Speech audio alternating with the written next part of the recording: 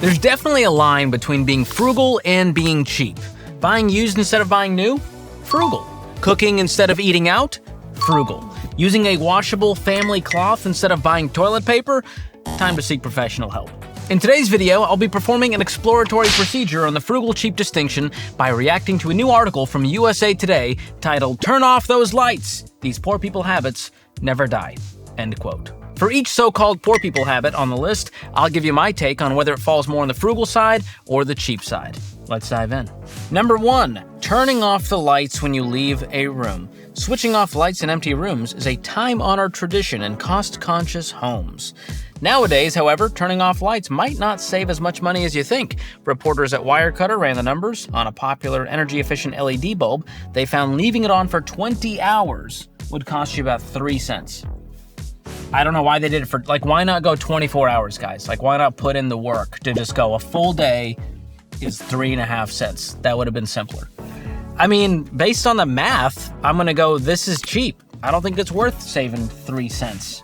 Now, I think it's just a good human decency thing to turn off a light if you're not in a room. It just feels insane to just leave lights on all the time. Because what else in life, are you gonna be sloppy about? You know what I mean? You're probably the type that's gonna leave things soaking in the sink because you don't want to clean it. I think there's just a laziness to not turning off lights. So as far as frugal versus cheap, I'm going El Cheapo. Next on the list, we've got picking up coins on the ground. Are we still doing that? It feels like a trap now. You know what I mean? They're putting anthrax on coins or something. I don't know what they're doing. It says many of us would bend over to pick up a quarter on the pavement, but how about a penny? Because of inflation, it now costs the government more to make a penny than the coin is worth. What does that have to do with picking up the coin? It's still worth a penny, guys. Why are you including that info in there? All right. A YouGov poll from several years ago found that just over half of Americans would stop to pick up a penny. Younger folks are less inclined to stop for loose change, which suggests the habit may be fading away. I mean, I just feel like people don't use change as much. What am I going to do with this? It's just going to end up in a junk drawer. When are you going to go to the coin star and finally empty that coin jar to get a $20 gift card to Lowe's? When are you doing that? Not going to happen. So for this one, is it frugal or cheap to pick up coins off the ground? I'm going, I don't think it's cheap, but I don't think it's frugal either. But if I had to put one in a category, I'll go cheap. Final answer, I'm going Keeping it real. Save a buck, sure. Make a penny? Not worth it. Save a buck, make a penny. Next on the list, ordering water when dining out. This tip makes sense if you don't want to overspend. Any kind of flavored beverage seems to cost more than ever when you're eating out. Restaurants sell soft drinks at a 1,125% markup. That's insane. That's according to The Takeout. You're mostly paying for service, not soda.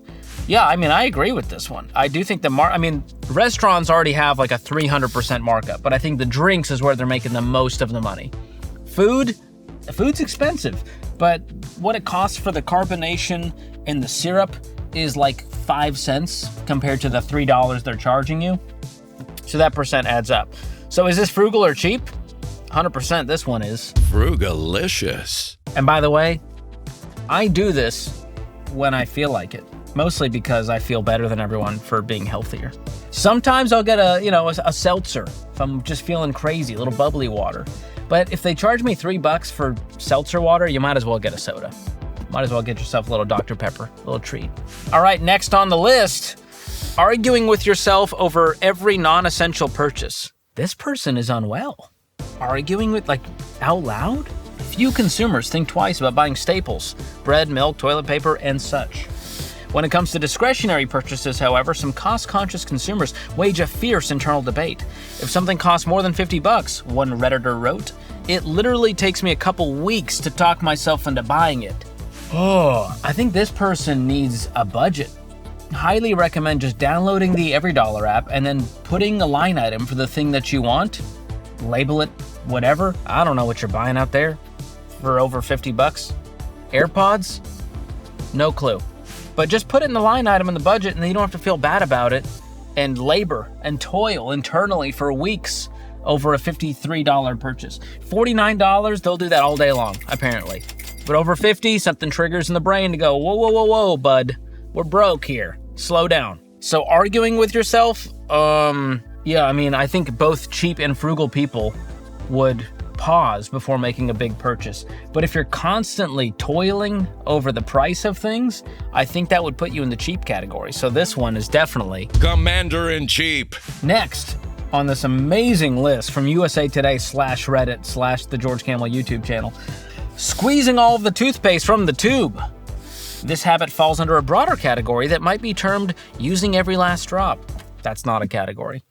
If you're the type who swirls water inside a seemingly empty dish soap bottle or uses centrifugal force to liberate the last of the ketchup, you are an every last dropper. Someone had a creative writing class in college and made good use of it.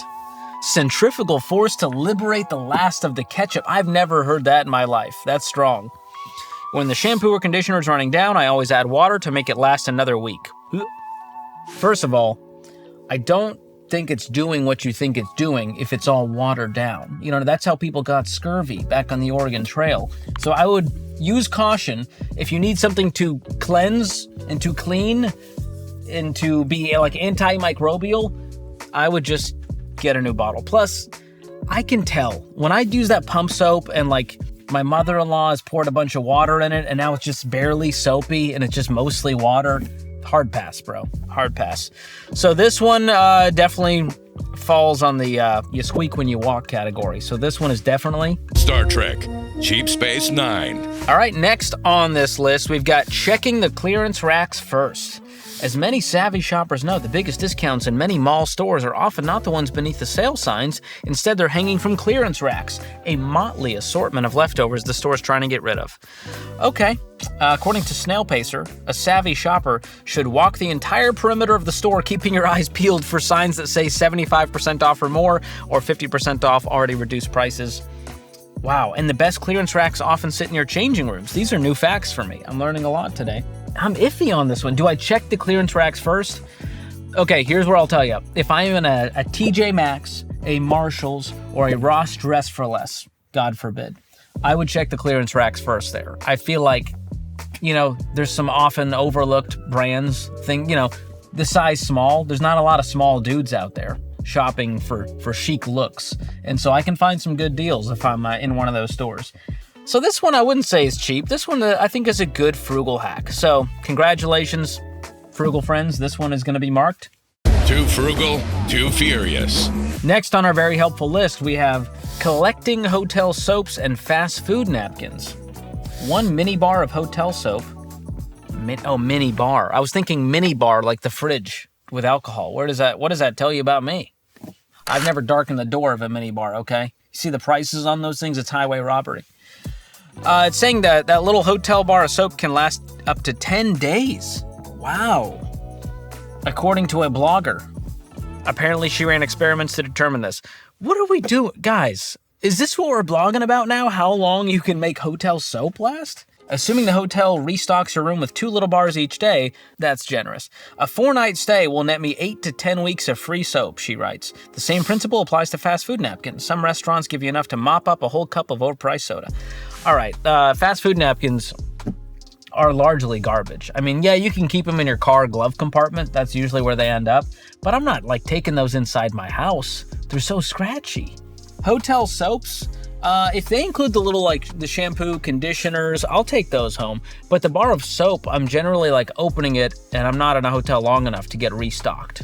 So that one stays in the hotel. I'm not taking, a used bar of soap in, a baggie home. It's just not that expensive. So this one, is it frugal or cheap? I would say it leans frugal. I think cheap is a strong word for, taking something that is free that it can be utilized later on.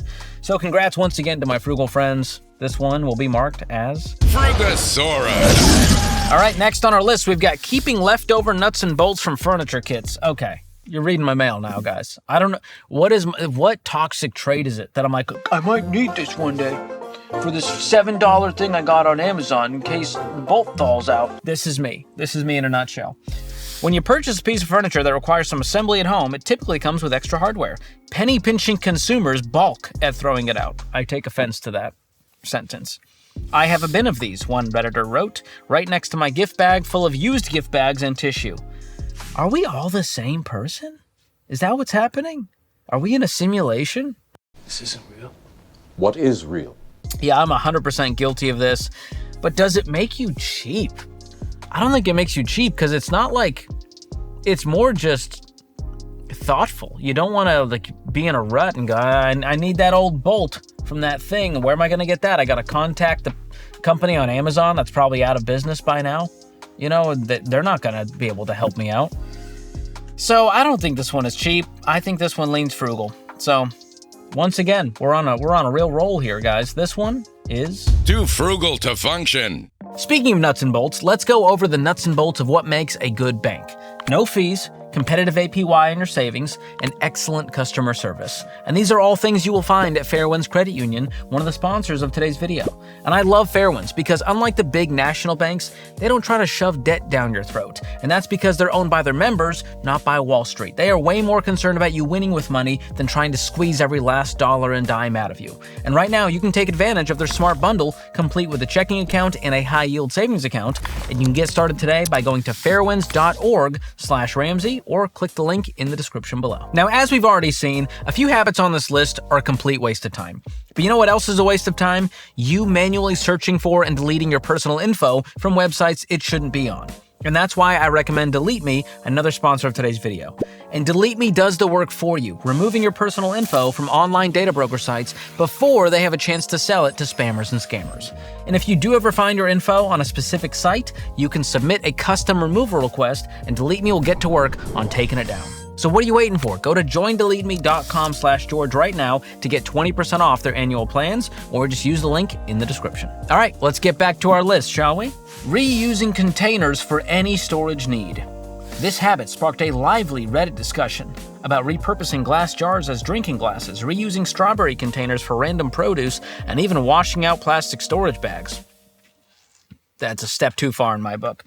Quote, I don't think I ever saw a Tupperware container at my house, said Chip, a writer and analyst. It was just normal to have every single margarine tub or sour cream container set aside to hold leftovers. How much margarine are you eating, Chip? Let's put down the margarine, my friend. This one, I mean, it depends on the container, but I rarely keep a container. I don't know, maybe it's because my wife is slightly crunchy now and like reusing the plastics and washing them just gives her the heebie-jeebies. We tried. I think we've gotten rid of most of the plastic, like Tupperware type containers in our house, and we've tried to switch to glass. So unless it's a really nice container, like one time I got these little creme brulees at Costco, came in little glass containers, and they were nice containers. And I thought these are perfect for a little charcuterie board, you know, put some nuts in there, some chocolates, and kind of assemble it. So we kept those. Outside of that, reusing like sour cream tubs, that's 100% cheap. So, sorry, cheapos, this one is definitely One giant cheap for mankind. Next on the list, we have shopping at thrift stores and yard sales. Thrifting seems to be trendy. In one recent survey, thrift store shoppers reported saving an average of over $2,000 a year. I want to know how they're tracking this. Are they really looking up like the retail price for every item they purchased in a given year and then self-reporting? I take umbrage with this survey. The thrifting trend appeals to both cost cutters and advocates of sustainability. One Redditor commented, I try to not buy anything new if I can avoid it. Yeah, I agree. This one goes beyond just like cost saving measure. I think people that just don't want to be wasteful, or maybe they like the adventure of finding like a brand or a thing at a better price that someone discarded or didn't want anymore. So for that reason, this one is neither cheap or frugal, but I think if you wanted it to lean one way, it'd go frugal. So this one is Frugal Flex. All right, last but not least on our list, comparing prices per unit. This is from a super nerds out there. In supermarket parlance. Parlance? Where'd you go to school, man? NYU? You paid a premium for this degree. Unit price is what a product costs per ounce or pound or liter. Most stores post unit prices on shelves. Comparing them can be a great way to save money. One Redditor wrote, I remember the day I discovered this at the grocery store. It blew my tiny mind. I like the honesty there. Maybe I think it expanded their brain is what actually happened scientifically. This is something I do.